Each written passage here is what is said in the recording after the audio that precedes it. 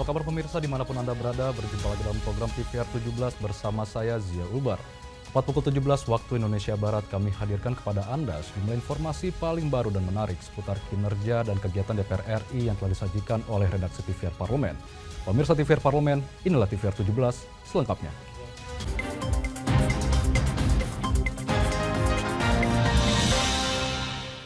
Kementerian Perhubungan telah selesaikan 25 infrastruktur nasional bidang transportasi. Terkait hal ini, Komisi 5 DPR RI tekankan pembangunan infrastruktur nasional mampu mendukung akselerasi perekonomian di daerah dan memberikan manfaat besar bagi rakyat. Kementerian Perhubungan telah menyelesaikan 25 infrastruktur nasional bidang transportasi. Anggota Komisi 5 DPR RI menekankan pembangunan infrastruktur nasional harus mampu mendukung akselerasi perekonomian di daerah dan memberikan manfaat besar bagi rakyat. Sahrul Aidi menyatakan setiap rupiah uang rakyat yang digunakan untuk membangun infrastruktur di seluruh daerah di Indonesia seharusnya memberikan manfaat yang dirasakan langsung oleh rakyat. Misalnya, biaya logistik di dalam negeri yang masih tinggi karena pendistribusian logistik masih terfokus pada jalur darat. Untuk itu, Kemenhub perlu memperbaiki tata kelola logistik di dalam negeri agar ongkos logistik bisa ditekan sekecil mungkin. Persentasenya sangat kecil sekali. Nah, pertama darat dan yang digunakan hanya truk. Kereta api belum kita maksimalkan untuk sebagai angkutan logistik. Begitu juga laut. Nah, ada tol laut tapi tidak dipersiapkan perangkat-perangkat pendukung. Misalnya pelabuhan-pelabuhan pengumpulnya ya tidak dipersiapkan. Sementara itu, Anim Falahuddin mendorong Kemenhub terus mengembangkan transportasi kereta api agar bisa mengurai kemacetan lalu lintas yang terjadi di banyak titik. Perbaikan kualitas pelayanan dan infrastruktur pendukung juga harus menjadi perhatian Kemenhub. Karena banyak jalanan yang macet menjadi alternatif daripada masyarakat untuk menggunakannya. Maka dari itu perbaikan pelayanan dan juga fasilitas di PJ Kereta Api harus ditingkatkan. Oki dan Alfredo, TVR Parlemen, melaporkan. Komisi 3 DPR RI himbau Dewas KPK maksimalkan sinergi antar Dewas maupun pimpinan KPK dalam pemberantasan tindak pidana korupsi di sisa masa tugas yang berakhir pada Desember 2024. Masa tugas pimpinan dan Dewan Pengawas atau Dewas KPK akan berakhir pada Desember 2024. Di sisa waktu tersebut, Komisi 3 DPR RI mengimbau Dewas KPK memaksimalkan sinergi antar Dewas maupun dengan pimpinan KPK untuk pemberantasan tindak pidana korupsi. Dalam rapat dengar pendapat pagi tadi, Komisi 3 DPR RI menyoroti laporan kendala dari Dewas KPK terkait pengawasan dan penegakan etik dalam upaya pemberantasan korupsi oleh KPK. Ketua Komisi 3 DPR RI Bambang Wuryanto mengatakan, Dewas KPK seharusnya aktif menjalin sinergi dengan pimpinan KPK, khususnya terhadap kendala yang muncul dalam penyelesaian dugaan pelanggaran etik oleh pimpinan maupun pegawai KPK. Hal tersebut penting untuk pemberantasan tipikor di Indonesia yang lebih baik. Mohon keluhan-keluhan yang disampaikan pimpinan KPK juga diperhatikan. Nanti ketika rapat dengan pimpinan KPK saya sampaikan juga apa yang dikeluhan Dewas supaya nanti clear. Jangan terus-menerus ribut Pak, ikut Pak, itu juga berpikir Pak. Itu bisa dilakukan, jangan diam-diam Pak. Ini banyak sekali putusan yang diam-diam Pak. Susah, TSK diam-diam, lama kan begitu, susah nanti. Yang kayak dibantarin kan kita susah Pak. Biarin aja, kita coba aja.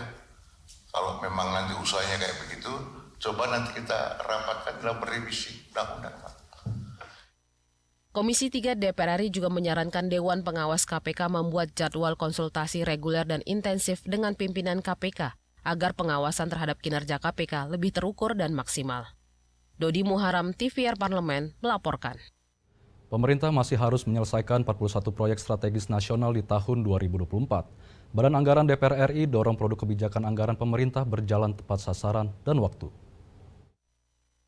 Pemerintah masih harus menyelesaikan 41 proyek strategis nasional atau PSN di tahun 2024. Anggota Badan Anggaran DPR RI mendorong produk kebijakan anggaran pemerintah berjalan tepat sasaran, tepat waktu, dan mampu meningkatkan kualitas kehidupan masyarakat. Mulyadi meminta pemerintah melibatkan seluruh stakeholder di daerah, terutama masyarakat setempat, dalam menjalankan proyek pembangunan. Pihak-pihak tersebut dinilai lebih menguasai situasi dan kondisi daerah yang menjadi lokasi pembangunan. Pemerintah juga diimbau bisa menjaga kedaulatan ekosistem yang ada. Saya sampaikan tadi kepada para Menko yang hadir, intinya kita mengapresiasi ya setiap kebijakan maupun anggaran yang mereka pergunakan untuk memberikan arah terhadap pembangunan bangsa ini. Tapi saya mengingatkan bahwa orientasi pembangunan, saya selalu mengingatkan tentang orientasinya harus paling tidak 5 hal, yaitu tepat sasaran, tepat anggaran, kemudian tepat waktu, tidak delay, stakeholder di daerah dilibatkan karena mereka yang tahu situasi masyarakat kan. Yang terakhir benar-benar mampu meningkatkan kualitas kehidupan masyarakat. Tadi juga saya mengingatkan tentang pemahaman pentingnya penambahan anggaran itu tidak menjadi isu, tapi logika terbaliknya bagaimana produk kebijakannya itu betul-betul dapat meningkatkan kualitas kehidupan masyarakat, ya. Kalau misalnya anggaran menjadi isu, orientasinya mohon maaf dengan segala hormat, jangan orientasi by project, tapi by problem di wilayah. Karena wilayah ternyata harus lebih ada pemberdayaan dan seterusnya, maka anggaran diperlukan. Mulyadi juga mengingatkan pembangunan IKN yang masih berjalan bisa berkontribusi positif untuk menghasilkan pembangunan yang berkualitas. Pembangunan berbagai infrastruktur di IKN seharusnya bisa menarik minat investor datang ke IKN. Helmi Darmawan, TVR Parlemen, melaporkan. Indonesia memiliki 17.500 pulau dengan bentang garis pantai mencapai 81.000 km. Kementerian Kelautan dan Perikanan telah mengkonfirmasi bahwa 62% luas wilayah Indonesia merupakan laut dan perairan dengan potensi kelautannya dapat dimaksimalkan untuk pertumbuhan ekonomi. Kami hadirkan informasi selengkapnya sesaat lagi, tetaplah di TVR 17.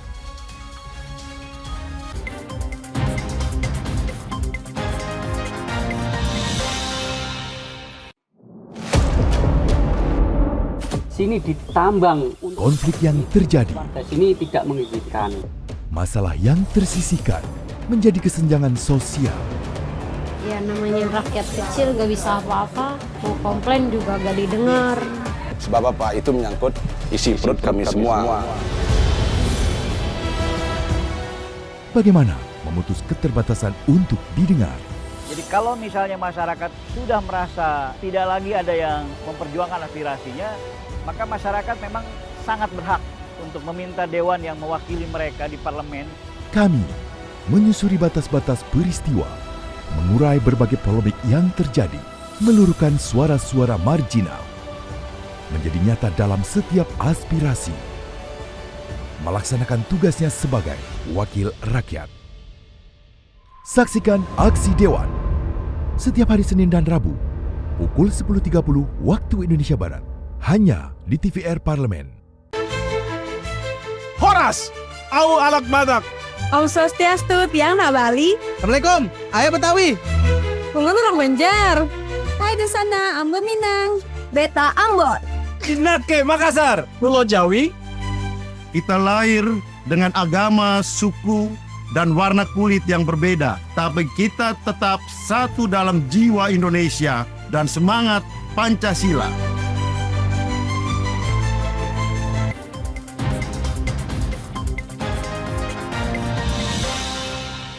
Anda kembali di TVR 17.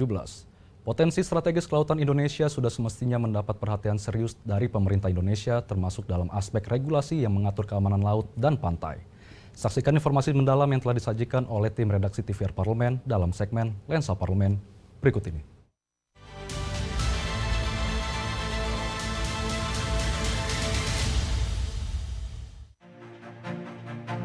Indonesia memiliki sekitar 17.500 pulau dengan bentangan garis pantai mencapai 81.000 km. Kementerian Kelautan dan Perikanan telah mengonfirmasi bahwa sekitar 62% luas wilayah Indonesia adalah laut dan perairan. Artinya, Indonesia memiliki potensi kelautan yang dapat dimaksimalkan untuk menumbuhkan ekonomi. Potensi strategis ini sudah semestinya mendapat perhatian serius bagi pemerintah Indonesia, termasuk dalam aspek regulasi yang mengatur keamanan laut dan pantai. Pada tahun 2024, DPR RI dan pemerintah aktif membahas revisi Undang-Undang Pelayaran. Salah satu yang mendapat perhatian dalam perubahan kedua atas Undang-Undang Nomor 17 Tahun 2008 tentang pelayaran ialah mengenai penjagaan laut dan pantai. Alasannya, karena hingga saat ini tidak ada kejelasan siapa kelembagaan yang paling berwenang melakukan penjagaan laut dan pantai. Adalah Ketua Komisi 5 DPR RI Lazarus yang menekankan hal itu. Menurutnya, perlu ada kekuatan hukum untuk lembaga yang berwenang menjaga keamanan laut dan pantai, termasuk dalam menegakkan hukum terhadap praktek pinjam nama oleh kapal asing yang mengancam kedaulatan serta ekonomi rakyat. Dalam konteks ini, kapal asing kerap kali masuk dan beroperasi di Indonesia dengan menggunakan nama identitas masyarakat lokal. Terkait dari pemakaian nama orang dalam negeri oleh perusahaan-perusahaan luar misalnya, ini kita perbaiki.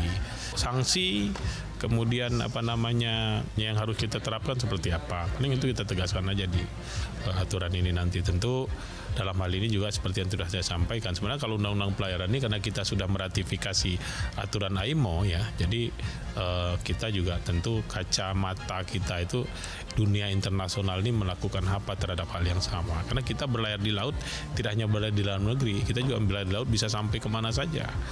Jadi kita juga harus melihat seperti apa di luar dan bagaimana kita menyikapi itu terkait dengan undang-undang pelayaran ini. Tentu kita berharap ya kita tidak aneh lah dari negara lain dalam hal-hal yang prinsip terkait dengan pelayaran. Dalam menyusun rancangan undang-undang pelayaran, Komisi 5 DPR RI akan bertumpu pada badan khusus PBB, yakni International Maritime Organization. Mereka adalah organisasi internasional yang bertanggung jawab pada keselamatan dan keamanan pelayaran. Revisi Undang-Undang Pelayaran saat ini dalam tahap harmonisasi oleh Badan Legislasi DPR RI. Setelah fase harmonisasi, RUU ini akan diusulkan kepada pimpinan DPR RI dan disahkan menjadi rancangan undang-undang usul inisiatif DPR RI.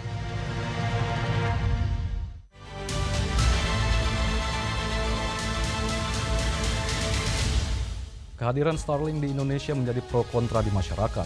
Hal ini dikarenakan layanan internet besutan Elon Musk ini belum memenuhi persyaratan untuk perusahaan asing beroperasi di Indonesia, seperti memiliki Network Operation Center, membayar biaya hak penggunaan, dan melakukan Universal Service Obligation.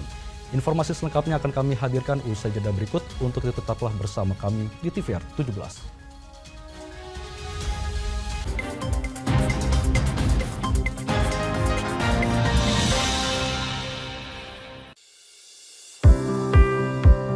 Mengenal tugas dan fungsi DPR RI.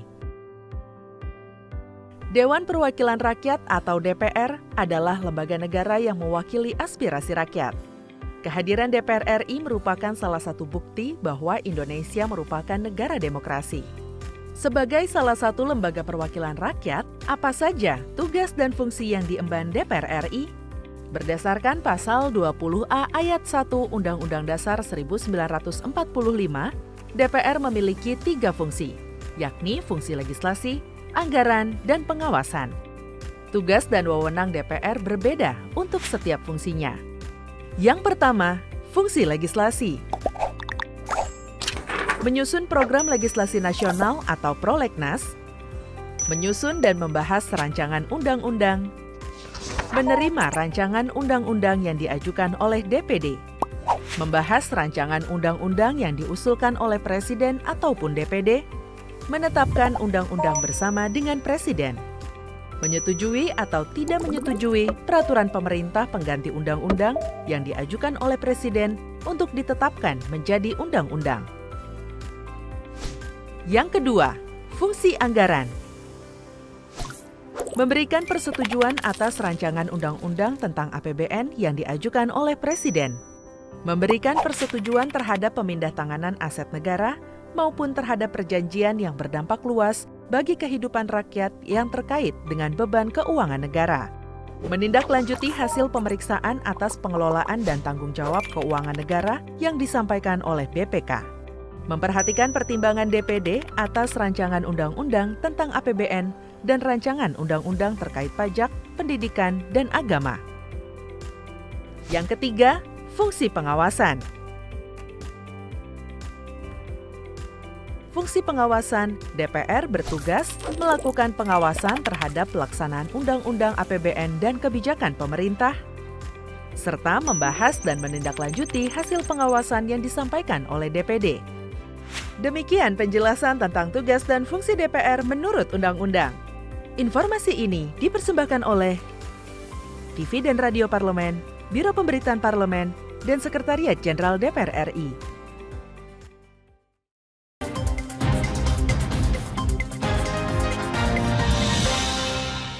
Anda Anda kembali di TVR 17. Pemirsa, anggota Komisi 6 DPR RI Rieke Diah Pitaloka mengingatkan agar Starlink tunduk pada hukum yang ada di Indonesia.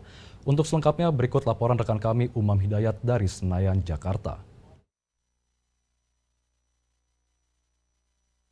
Baik pemirsa TVR Parlemen dimanapun Anda berada, dapat Anda ketahui bahwa kemarin pada sela-sela gelaran World Water Forum di Bali, Elon Musk bersama dengan Presiden Joko Widodo telah meresmikan Starlink. Dan datangnya sistem internet berbasis satelit low Earth orbit ini atau orbit rendah milik Elon Musk ini memungkinkan akan menjadi ancaman bagi bisnis penyediaan jaringan di Indonesia khususnya Telkom. Dan pemirsa, untuk mengetahui lebih lanjut terkait hal tersebut, langsung saja kita bertanya dengan salah satu anggota Komisi 6 DPR RI, yakni Ibu Rieke Diah Pitaloka dari fraksi Partai PDI Perjuangan. Baik Bu, terkait dengan adanya Starlink, apakah memang benar Bu adanya Starlink ini akan menjadi ancaman dan juga berpengaruh dengan persaingan bisnis Telkom?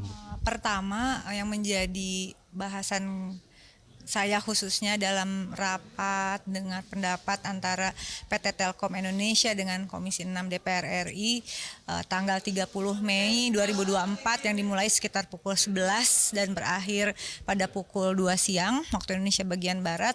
Pertama adalah menjadi pertanyaan kami, Indonesia negara hukum, sehingga menjadi penting untuk membicarakan persoalan Starlink dalam konteks hukum Indonesia. Sehingga pertanyaan awal yang saya buka, apakah Starlink tunduk pada hukum Indonesia atau sesungguhnya dia tunduk pada hukum negara lain. Kalau di Indonesia wajib hukumnya mengikuti aturan hukum Indonesia. Hal ini menjadi sorotan karena dari beberapa pernyataan yang kami telusuri tentu saja dari berbagai kesempatan yang juga telah dilansir resmi oleh berbagai media bahwa Starlink ini diizinkan operasional sambil mengurus kurang lebih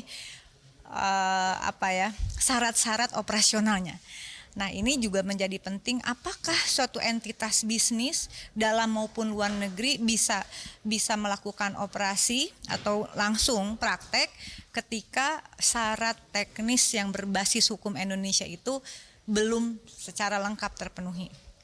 Kemudian yang juga kami coba gali adalah yang kedua, Starlink ini sebetulnya sudah melakukan kerjasama dengan PT Telkom Indonesia di sekitar medio Agustus 2022.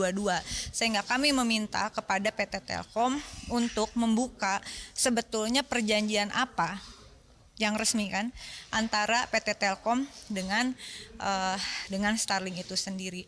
Persoalan Starlink ini dari informasi yang diperoleh sudah melakukan FGD dengan KPPU ya, sehingga katakanlah bidang hukumnya mengatakan semua sudah dipenuhi sisi hukumnya, sehingga kami tadi juga mengusulkan karena KPPU adalah mitra Komisi 6, undang KPPU-nya ke sini karena KPPU tidak pernah menyampaikan secara resmi telah melakukan pertemuan dengan entitas Starlink tersebut. Nah, yang terakhir terkait dengan persoalan antara masalah kedaulatan pertahanan ruang angkasa dengan kaitannya masalah kesehatan. Kenapa ini menjadi sorotan? Karena menurut saya harus menjadi fokus perhatian dan juga fokus perjuangan kita bersama, karena ketika pertama kali diluncurkan adalah di Puskesmas. Betulkah tidak ada kaitannya dengan persoalan negara ini? Artinya bukan hanya ruang angkasa, tapi mengapa di Puskesmas? Kami melihat dari perspektif geopolitik di mana persoalan kesehatan itu bukan hanya persoalan rakyat sakit saja, tetapi persoalan kesehatan apalagi dengan keberadaan pandemi COVID-19 memberikan catatan penting bagi bangsa ini bahwa persoalan kesehatan sesungguhnya menjadi persoalan prioritas, salah satu prioritas di dalam konteks pertahanan dan kedaulatan negara. Dalam era proxy war dan perang dagang dan juga secara makro persoalan geopolitik, maka persoalan kesehatan ini sebetulnya juga menjadi ujung tombak pertahanan negara, karena dalam perkembangan pertahanan di negara manapun persoalan kesehatan ternyata itu bisa mengancam keselamatan negara begitu. Boleh dicek di beberapa negara masalah persoalan kesehatan itu dengan leading sektornya ada di Kementerian Pertahanan begitu. Sehingga perlu menjadi catatan data medical record di puskesmas dan rumah sakit. Kalau katanya IKN juga mau pakai Starlink ya. Bagaimana keamanan data? Keamanan data kesehatan rakyat ini menjadi data itu menjadi pengarus utamaan di dalam keputusan geopolitik sesungguhnya. Telat Indonesia kalau tidak concern persoalan data dan hanya melihat bahwa bisnis ini hanya bisnis provider telekomunikasi. Kalau saya melihat di sini juga di balik ini semua bisnis yang besar adalah bisnis tentang data Indonesia. Terima kasih. Baik, Mr. DPR Parlemen dimanapun Anda berada, itu tadi bincang-bincang kami dengan salah satu anggota Komisi 6 DPR RI, Ibu Rieke Diah Pitaloka, dan beliau tadi mengatakan bahwa jika Starlink ini ingin beroperasi di Indonesia harus tunduk kepada peraturan yang ada di Indonesia dan juga kedaulatan Indonesia. Dan juga tadi bahwa keamanan data kesehatan di Indonesia ini juga harus dilindungi dan pengawasan dari pemerintah diperlukan untuk menjaga kedaulatan negara ini sendiri. Dan itu saja yang dapat kami laporkan. Saya Muhammad Hidayat mengucapkan terima kasih dan kembali ke studio. Selanjutnya pemirsa, apa saja yang menjadi topik perbincangan di media online nasional pada hari ini?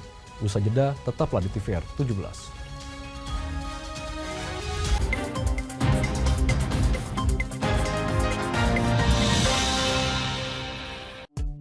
DPR RI memiliki fungsi diplomasi dalam menjalankan politik luar negeri sesuai dengan pasal 116 Undang-Undang MD3. Kontribusi aktif BKSAP DPR RI memainkan peranan penting dalam memenangkan persaingan global melalui IPU, IPA, IPPF, IPA, dan PUIK.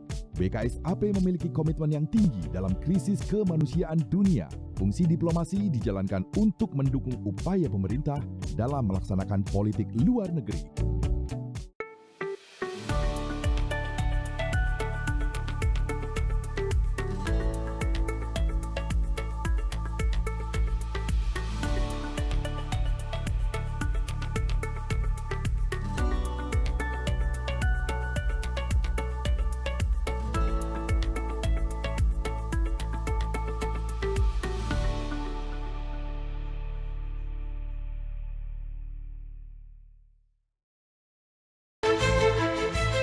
Horas, au alat madak. Om Swastiastu, tiang na Bali. Assalamualaikum, ayah Betawi. Pungun orang Banjar.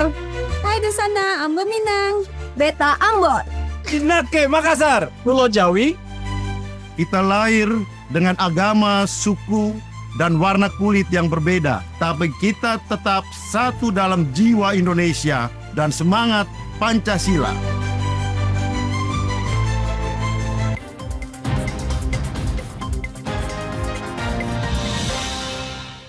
Anda kembali di TVR 17, pemirsa, kali ini kita masuk ke segmen media online nasional.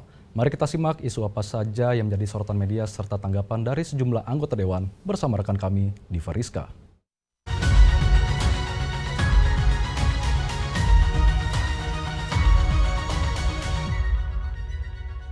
Halo, selamat sore pemirsa. Kembali bersama saya Diva Rizka dalam segmen media online nasional. Mari kita simak isu apa saja yang menjadi headline di media online nasional hari ini. Berita pertama yang menjadi headline di media online nasional yaitu rapat paripurna DPR RI menyetujui rancangan Undang-Undang Kesejahteraan Ibu dan Anak pada fase 1000 hari pertama kehidupan menjadi undang-undang. Pemirsa, bisa Anda lihat di layar kaca Anda. Di sini beberapa media online menyebutkan bahwa rapat paripurna DPR RI telah menyetujui rancangan Undang-Undang Kesejahteraan Ibu dan Anak pada fase 1000 hari pertama kehidupan menjadi undang-undang yang dalam pembahasannya berlangsung dinamis. Rapat tersebut dipimpin langsung oleh Ketua DPR RI, Dr. Honoris Causa Puan Maharani. Sebagaimana diketahui, fokus pengaturan rancangan Undang-Undang Kesejahteraan Ibu dan Anak adalah pengaturan tentang kesejahteraan ibu dan anak pada fase 1000 hari pertama kehidupan, yaitu kehidupan anak sejak terbentuknya janin dalam kandungan hingga anak berusia 2 tahun. Perubahan fokus pengaturan ini membawa konsekuensi Komisi 8 DPR RI bersama pemerintah perlu melakukan restrukturisasi materi pengaturan dalam rancangan undang-undang agar rumusan norma dalam rancangan undang-undang tersebut sinkron dengan peraturan perundang-undangan yang sudah ada dan tidak terjadi pengulangan. Bisa kita beralih ke berita selanjutnya yang juga menjadi headline, yaitu skandal pertambangan di BUMN, DPR RI mendesak Main ID untuk mengevaluasi internal. Mirsa, Anda bisa simak di layar kaca Anda. Di sini anggota Komisi 6 DPR RI, Subardi, menyebut dua kasus besar di BUMN pertambangan yaitu PT Timah dan juga PT Antam yang terjadi karena buruknya tata kelola di internal perusahaan. Praktik penyelewengan itu dilakukan secara berjamaah oleh pejabat perusahaan. Di hadapan jajaran direksi Main ID atau PT Mineral Industri Indonesia sebagai holding pertambangan BUMN, DPR RI menyesali lemahnya pengawasan yang menyebab praktik penyelewengan tata kelola niaga terjadi secara masif di perusahaan anggota holding. Mirsa, sebagaimana diketahui, dalam korupsi izin usaha pertambangan PT Timah di Bangka Belitung tahun 2015 hingga 2022, Badan Pengawasan Keuangan dan Pembangunan sebut kerugian negara mencapai 300 triliun rupiah. Angka 300 triliun tersebut masuk kualifikasi kerugian negara berdasarkan 3 perhitungan yang dilakukan BPKP, yaitu kemahalan harga sewa smelter, penjualan biji timah kepada mitra, dan juga keuangan negara dan kerusakan lingkungan.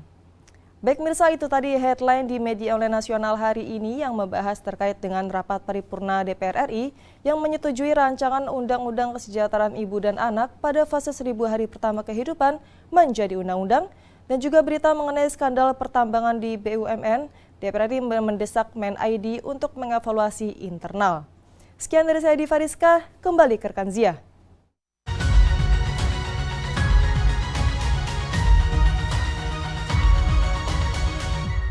Terima kasih rekan Diva yang telah menyampaikan sejumlah update sorotan dari media online nasional pada hari ini. Segmen media online tadi sekaligus menutup program TVR 17 edisi sore hari ini. Saya Zia Ulbar, beserta seluruh kru TVR Parlemen yang bertugas mengucapkan terima kasih dan pamit undur diri dari hadapan Anda. TVR Parlemen, referensi Indonesia.